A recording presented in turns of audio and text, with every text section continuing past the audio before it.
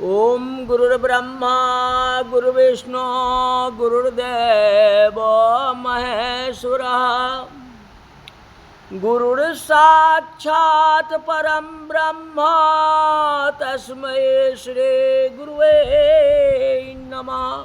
आज की कथा में स्वर्ग नरक तो सुन ही लिए ना। सबसे बड़ा दान अन्नदान है। अन्नदान से बढ़कर के कुछ भी नहीं। परम दयालु शुभ धर्म कर्म भयानक रास्ते से बिना कष्ट से जमपुर पहुंच जाते हैं। जो ब्राह्मण को जूते खराव पहनाते हैं, दान करते हैं, वह घोड़े पर सवार होकर के जमपुर जाता है।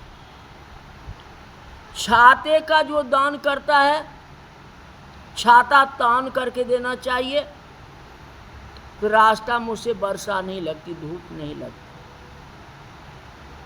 और जो सैया का दान करते हैं, वो आनंद करता विश्राम करते करते वृक्ष की छाया के सहारे होते हुए पहुंचते हैं। देव मंदिर सन्यासी मठ निर्धनों के घर जो बनवा देता है, किसी मंदिर बना देना या सन्यासी का घर बना दो या गरीब का घर बनवा दो, उस पुरुष को वहाँ सुंदर भवन विश्राम के लिए मिलते हैं। दूसरे को प्रकाश देने वाले प्रकाश पाके निरोगिता पूर्वक सुख से विचरण करते हैं। गुरु सेवक सुख पूर्वक दीन गरीब एवं ब्राह्मणों को दान देने वाला अपने घर जैसे भोगते हुए जम का रास्ता तय करता है। ब्राह्मणों के चरणों के जो मालिश करता है, वह घोड़ों पर सवार होकर के जाते हैं। सोना और चांदी का दान दोनों स्वर्ग के सुखदायक है। अन्न तो सब दान में उत्तम दान है। यही दान प्राणियों को उत्पन्न करता, प्राणियों में उत्साह, प्रसन्नता, बल, बुद्धि, रुधिर, मांस, चर्बी आदि वर्धक है। अन्न न मिलने पर अनेक प्रकार के सुख, चैन, वैभव, विलास आदि मनुष्य को जीवित नहीं रख सकते। इसीलिए अन्न का दान करो। अगर आप अन्न का दान करेंगे तो आगे रास्ते में अन्न दान मिलेंगे। अन्न दान करने वाले सभी प्रकार के सुख पाते हैं। दान में दिए गए अन्न खाने से शरीर पुष्ट होता है। दान में दिए गए अन्न खाने से शरीर पुष्ट होता है और उस शरीर से धर्म होता है, और उस धर्म का आधा भाग अन्नदाता को मिलता है, जिसने अन्न का दान दिया है। यह शरीर ही तो धर्म, अर्थ, काम और मोक्ष साधक है। अन्न जो है बल एवं प्राण के देने वाले हैं, प्राण दाता है। अतः अपने खर्च से थोड़ा बचा के किसी गरीबों को अन्न देना कल्याणकारक है। इस लोक एवं परलोक में सुख चाहने की इच्छा से घर पर आए अतिथियों को यथाशक्ति अन्न द्वारा सत्कार करना उत्तम है। एक रोटी नहीं खिलाया तो क्या खिलाए, महत्व है उसका। धन देने से धन ना घटे, अजो सहाय रघुवीर। अगर भगवान आपको दिए हुए हैं और उसमें से आप दान करते तो आपको कभी कमी नहीं आएगी। ये आपके मन में भ्रम है, इस भ्रम को हटा दो। अन्न दान श्रेष्ठ फलदायक है और फलदार वृक्ष। अन्नदाता को स्वर्ग में सुख, रूप और बल प्राप्त होते हैं। स्वर्ग में आनंद स्वरूप ब्राह्मण होते हैं। ये स्वर्ग में आनंद स्वरूप ब्राह्मण होते हैं। अन्नदान की महिमा को जो पढ़ता है, श्रद्धा पूर्वक इसका पाठ करता है या जो दान करता है, उसे भगवान के पास से कमी नहीं रहती है। भगवान बहुत देते हैं, लेकिन खुले दिल से आप दान करो, खुशी मन से दान करो, दुखी मन से दान न करो। महत्व बहुत है।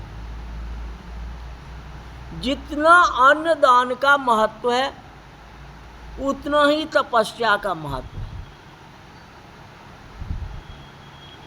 जल का दान सब दानों में उत्तम है।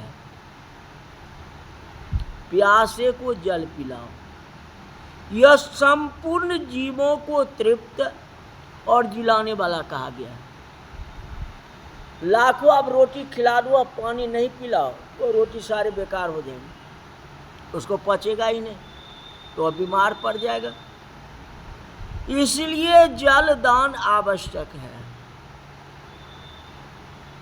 इसी कारण मनुष्य को तालाब और कुआं बनवाना चाहिए, या कहीं प्याऊ बनवा दो, चाहे कुछ हो, जो यात्री आवे वो पिए पानी। 10 आदमी पिएंगे, अब लोटा लेके तो बैठे नहीं रहेंगे। अगर कुआं बना दिया, ट्यूबवेल, चापाकल कुछ भी लगा दिया, तो लोग तो पानी पिएंगे, तो उधार आपका ही हुआ ना। जिसकी झील और सरोवर में गाय, ब्राह्मण, साधु और मनुष्य हमेशा जल पीते हैं, उसका वंश भवसागर से तर जाता है। ये नहीं जो नलका लगा दिया, नलका टूट गई, फिर छोड़ दिया, ऐसा नहीं करो। उसको मेंटेनेंस करना है, उसमें जो कमी है उसको पूरा करो। सरोवर 4 प्रकार के होते हैं। अब सरोवर कौन बनाएगा? पहले तालाब होता था, अब तो नलका लगाओगे और क्या, चापाकल लगाओगे। पहले लोग सरोवर पोखर कहते थे उसको। सरोवर 4 प्रकार के भूतों को परमाश्रय, तराग, सभी जलाशय, परम लक्ष्मी को प्रदान करने वाले। हे व्यास जी, मैंने जीवों को संतुष्ट करने वाले जलाशयों का फल कह दिया। अब वृक्ष के लगाने का क्या फल होता है? जल पिलाने का तो बता दिया, चाहे कुआं खुदवाओ या चापाकल लगाओ, चाहे कुछ भी लगाओ, या हाथ से पानी पिलाओ। अब वृक्ष लगाने का क्या फल होता है? जो जंगलों में वृक्ष को लगाता है, वह भूतकाल तथा भविष्य काल के पितृवंश को तार देता है। लगाए हुए वृक्ष उसको दूसरे जन्म में पुत्र रूप में मिलता है। आपने वृक्ष लगाया तो आपकी वंश की वृद्धि हुई, दूसरे जन्म में आपके पुत्र की प्राप्ति होगी, निसंतान कभी नहीं होंगे। और घर में अल्प आयु कोई नहीं होगा जो वृक्ष लगाता है। और अक्षय लोक को प्राप्त होते हैं, अक्षय लोक को प्राप्त होते हैं। सत्य ही ब्रह्मचर्य, सत्य ही ओंकार तथा सत्य ही सरस्वती है। और सत्य से ही पवन चलता है, हवा चलता है, सूर्य तपता है, अग्नि प्रज्वलित होती है, और सत्य से ही स्वर्ग की प्राप्ति होती है। जो मनुष्य कभी असत्य नहीं बोलते हैं, वे स्वर्गगामी होते हैं।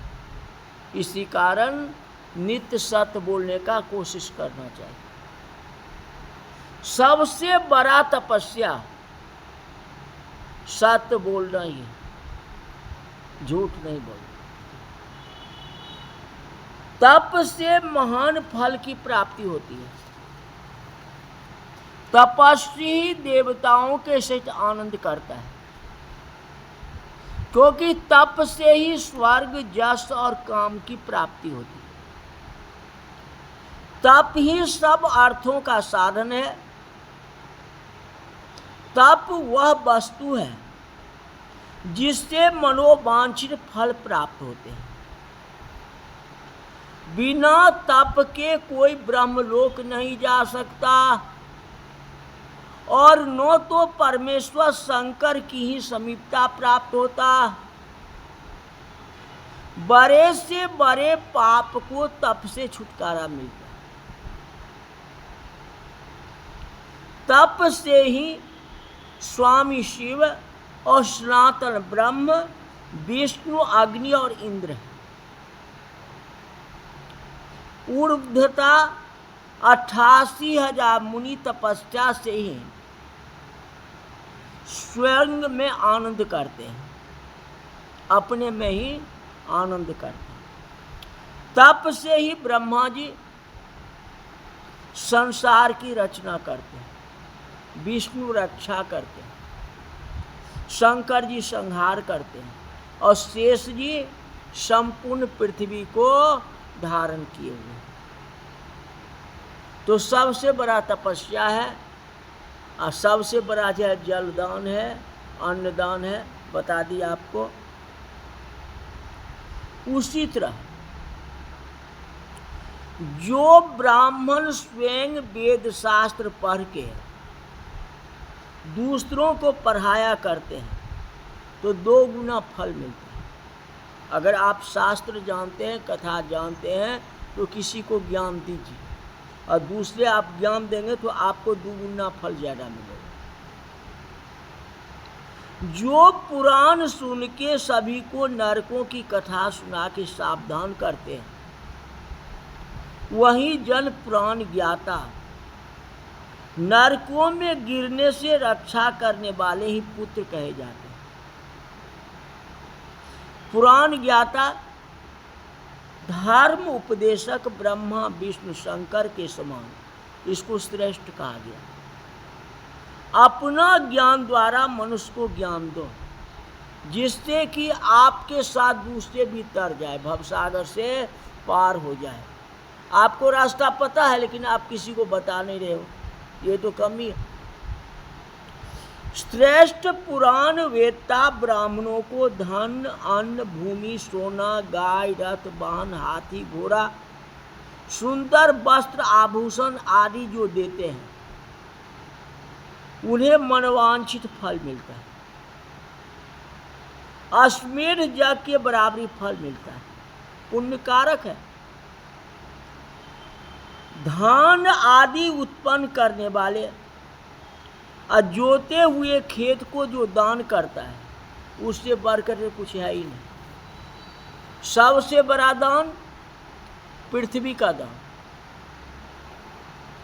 जो पुरुष शिवालय या विष्णु के मंदिरों में पुराण की कथा रख कर आते हैं, राजसूर जब फल का प्राप्ति करते हैं। इसलिए शिवरात्रि में शिव पुराण की कथा मंदिर में अवश्य रखवाना चाहिए। महत्व बहुत ज़्यादा है। ऐसे व्यक्ति ब्रह्मलोक को जाते हैं। देवताओं के सामने पुराणों की कथा कराने से 1000 अश्वमेध यज्ञ का फल मिल जाता है। मुक्ति की अभिलाषी पुरुषों को श्रद्धा पूर्वक शिव पुराण की कथा अवश्य सुननी चाहिए।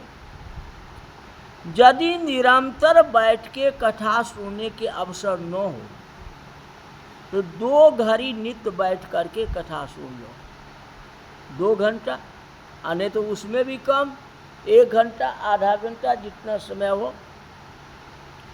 यदि ऐसा भी न हो सके तो महीने में 1 बार भी शिव पुराण सुनो, महत्व ज़्यादा हो जाएगा। यही बात, 1 घड़ी, आधी घड़ी, आधी में पुनियाद। इसलिए तो हम 15 मिनट की कथा आप लोग को सुनाते हैं। 15 मिनट भी अगर आप मोबाइल पर सुन लेंगे और थोड़ा लाइक कर देंगे तो थोड़ा मनोबल बढ़ जाते हैं। ये हमारी कथा सुनने वाले कम से कम 100 आदमी तो हैं।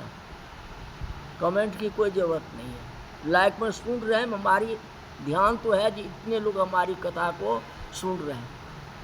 तो कथा सुनाने का जो है बहुत बड़ा महत्व होता है, बहुत बड़ा फल होता है। यही बात है। इससे आपको भी धर्म हो रहा है, हमारा भी धर्म हो रहा है, और सब तरह से। समय भी कम, 15 मिनट का है, चलते फिरते कभी सुन लेंगे, आके भगवान का ही नाम है ना, यही बात है। तो आपको भी धर्म हो जाएगा, मेरे को भी धर्म होगा। मिलेगा क्या? मिलता है फेसबुक पर कुछ मिलता है, कमाने के लिए नहीं कर रहा हूँ, लोगों को ज्ञान प्राप्ति हो, धर्म हो, इसलिए कथा कर रहा हूँ। इसलिए 2 दिन आप कथा सुने, भगवान की कृपा, सुख शांति आपके घर में रहे। तो आज कथा यही तक रही। बोल शंकर भगवान की जय।